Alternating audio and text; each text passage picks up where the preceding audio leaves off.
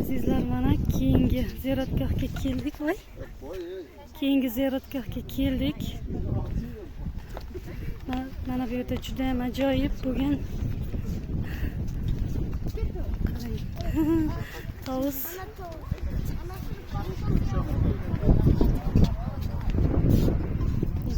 Judayam chiroyli bugun. Ajoyib mo'jiza. Allohning mo'jizalaridan biri. Bugun tovus. Judayam chiroyli ekan. Ibn Umar roziyallohu anhudan rivoyat qilinadi. Nabiy sallallohu alayhi vasallam: "O'lganlaringizning yaxshiliklarini zikr qilinglar, ularning yomonliklaridan tiyilinglar" dedilar. Termiziy rivoyati.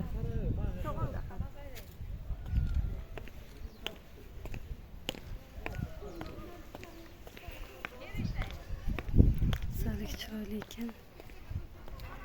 Ey insonlar, sizlarning qaysilaringiz chiroyliroq, yaxshiroq amal qiluvchi? O'zingizni imtihon qilish uchun o'lim va hayotni yaratgan zotdir.